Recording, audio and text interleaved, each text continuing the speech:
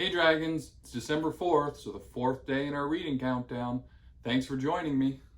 And let's see what book we're going to read today. All right, can you help me find number 4?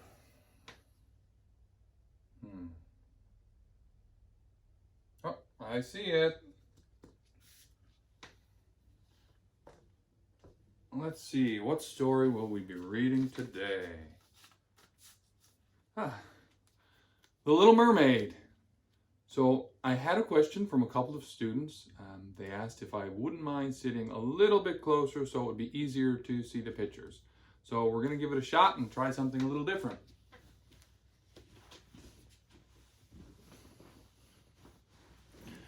There, this should be a bit better. So let's get started.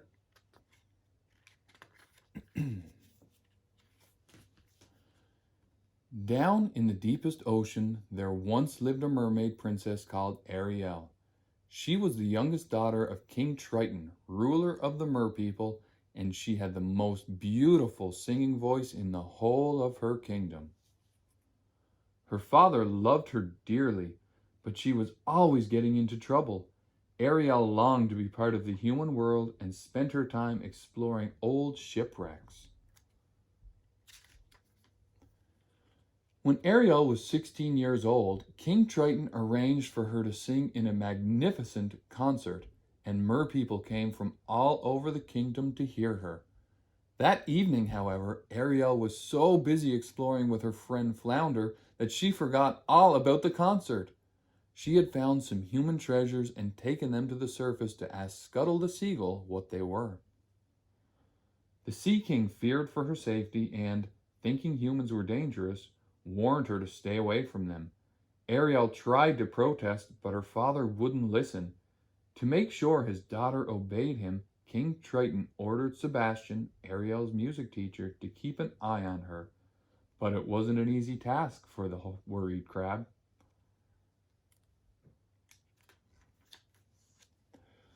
One day, Sebastian followed Ariel and Flounder to the surface to watch a ship.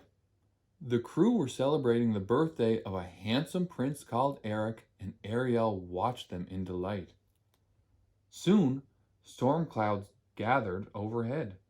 Huge waves wrecked the ship, and Eric was flung into the sea. Ariel swam quickly to his rescue and pulled him toward the shore.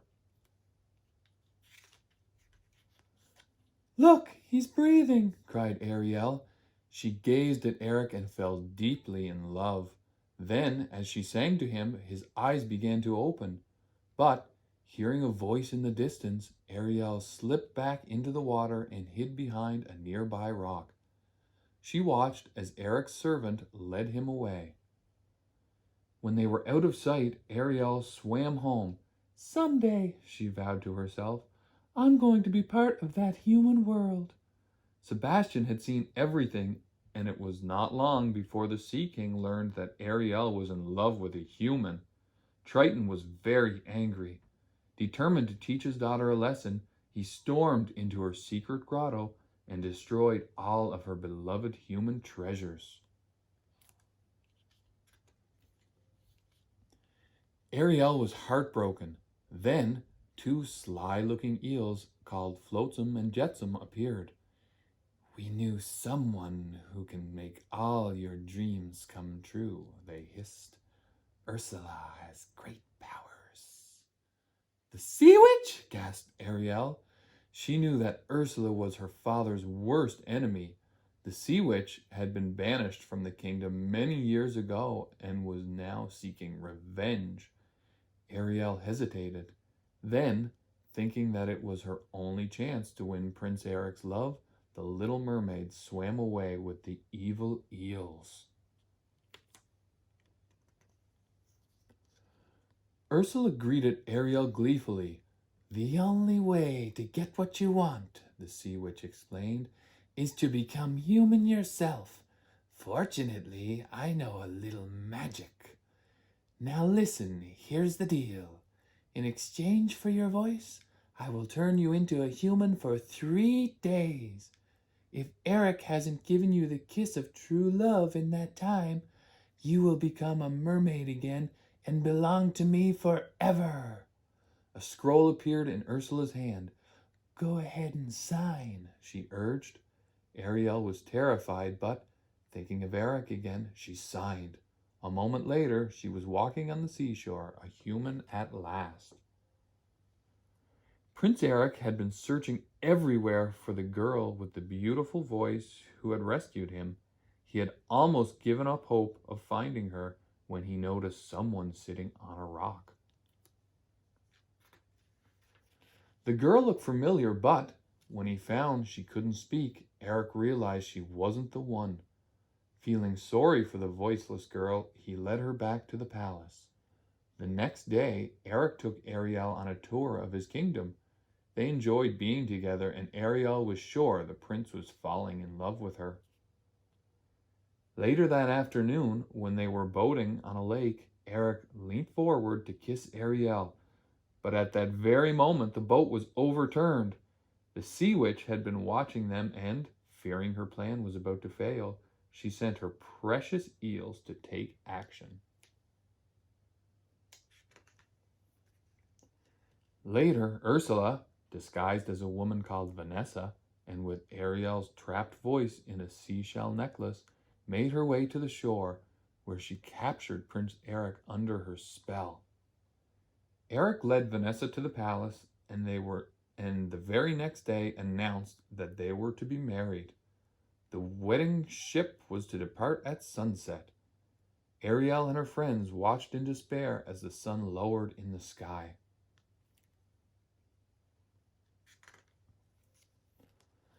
By chance, Scuttle discovered that Vanessa was really Ursula in disguise, and he called on all the sea creatures to stop the wedding. Sebastian went to find the Sea King, and Flounder helped Ariel toward the wedding ship. Suddenly, birds swooped down on Vanessa.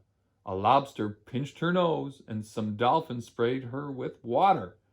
In the chaos, Vanessa's seashell necklace broke, and the beautiful voice inside flew back to its rightful owner. Eric, released from the spell, took Ariel in his arms. Just as he was about to kiss her, the sun sank below the horizon. Straight away, Ariel was turned back into a mermaid. Ursula grabbed her and dove into the water. Her evil cackle echoed eerily around the ship. "Ursula, stop!" thundered King Triton, rearing up in front of the sea witch. "Let her go!" "No," cried Ursula. "She's mine now. You see, we made a deal. However, I might be willing to make an exchange for someone even better," she suggested. Triton felt he had no choice. He changed the signature on the scroll to his own and handed over his magic trident to the sea witch. "At last, it's all mine," Ursula screamed. "I am the ruler of the ocean." Just then, a sharp pain shot through her arm. It was a harpoon thrown by Eric. He had come to rescue Ariel.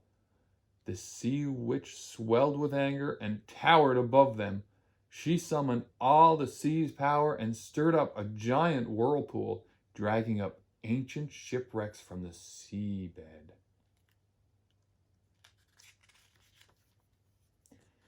Eric scrambled aboard one of the decks, and somehow he reached the ship's steering wheel.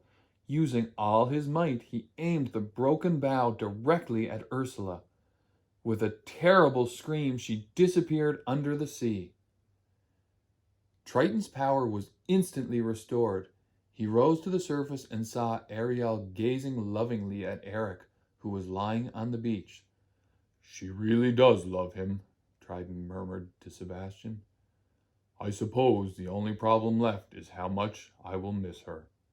Then, with a flourish of his trident, the Sea King granted Ariel her dearest wish, to be human forever. Overjoyed, Eric and Ariel rushed into each other's arms. A few days later, the couple were married, and all their friends were invited to the wedding. King Trident gladly gave Ariel and Eric his blessing, knowing they would live happily ever after. The end. Hope you enjoyed the reading today, and look forward to reading with you again tomorrow.